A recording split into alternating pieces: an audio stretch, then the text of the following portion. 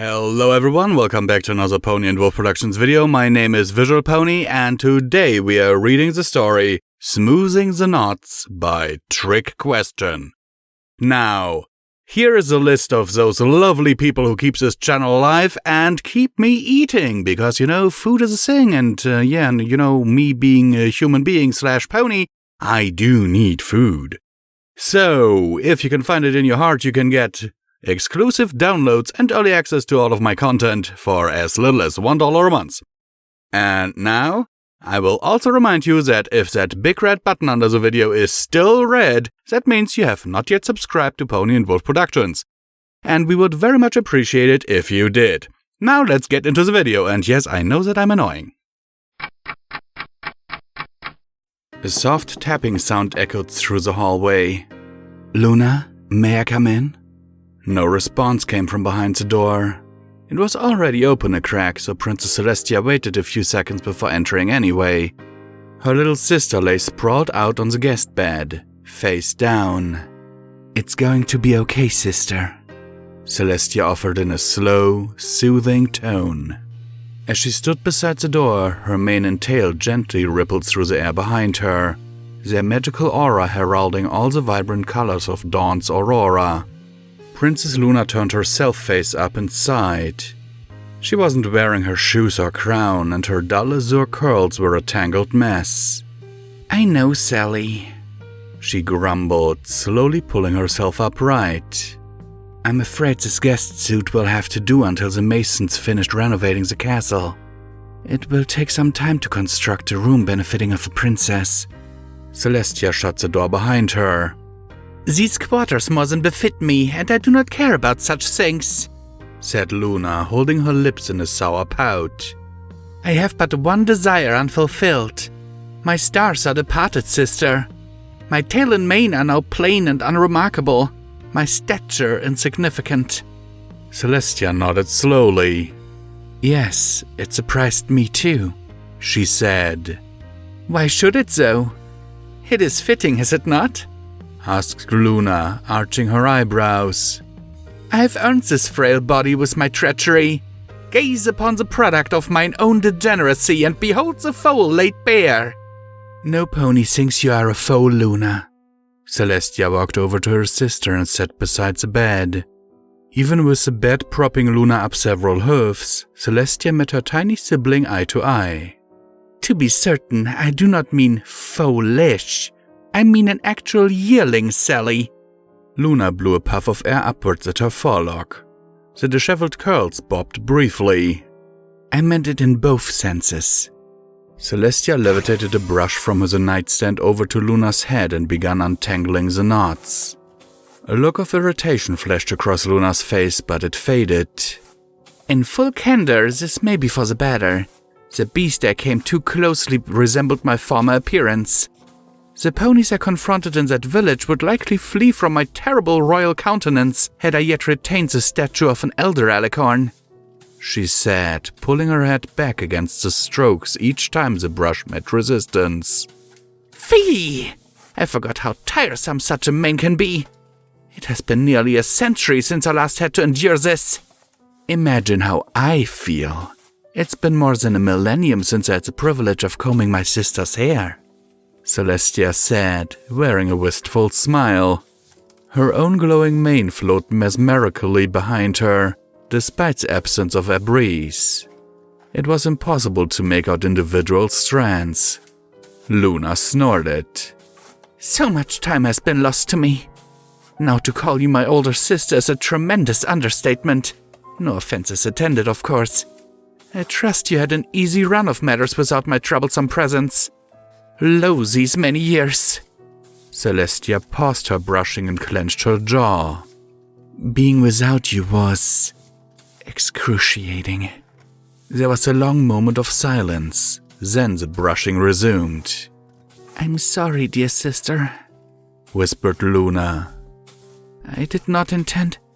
The elder sister tapped Luna on the muzzle with her telekinesis. "It's fine, Lulu. The nightmare is finally over and you are with me again. All is well now." Luna shook her head. "Nay, I have not lived this 1,000 years as you have. I was not conscious for the period of my absence, and did not suffer as I have made my innocent sister suffer. I am deserving of punishment most foul and tragic. No, you are not. There will be no further punishment. Celestia finished brushing Luna's mane and began attending to her tail. Fine then. Should a suitable torture not be provided to me daily, I shall enact a means to punish myself, said Luna. Eyes wide, Celestia dropped the brush. Luna, don't speak like this, she said. You made but one mistake. You've atoned. I want to see you happy. I want to be with my sister again. Luna's eyes cast downwards. Yeah, she mumbled and sighed. I know I should be pleased at this turn of events. I do not mean to be so grim. You'll feel better soon. The brushing of her tail resumed. Things will turn to normal with you ruling by my side. You'll see. My stars, I do not deserve a sister as remarkable as you, Sally. Luna looked back up, and there were tears in her eyes.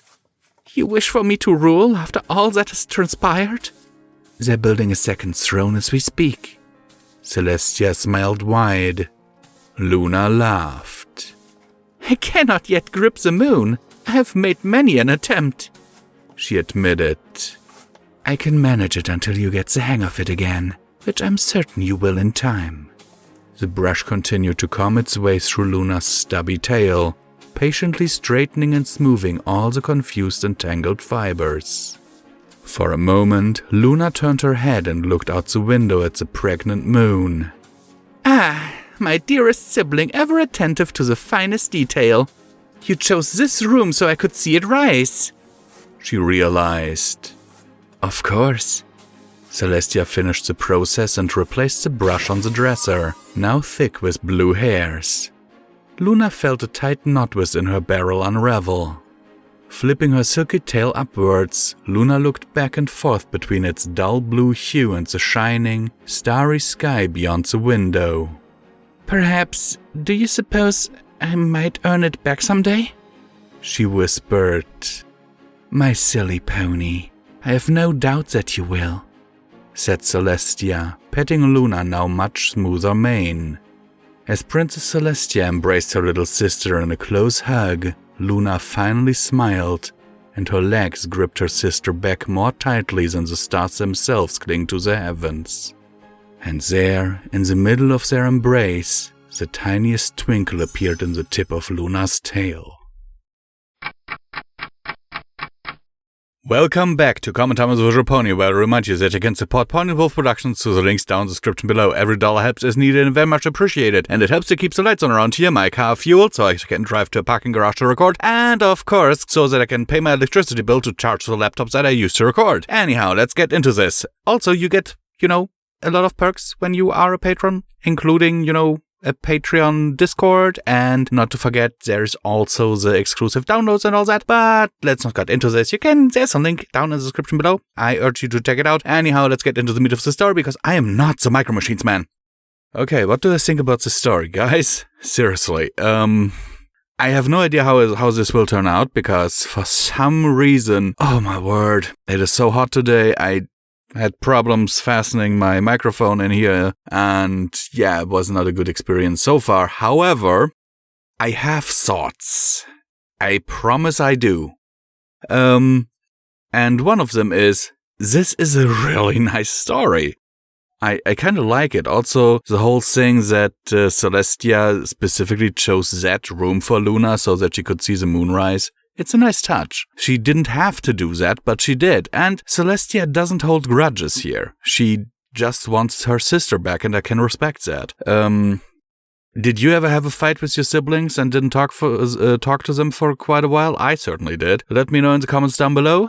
And, as always, I hope that this story finds you well in body and mind.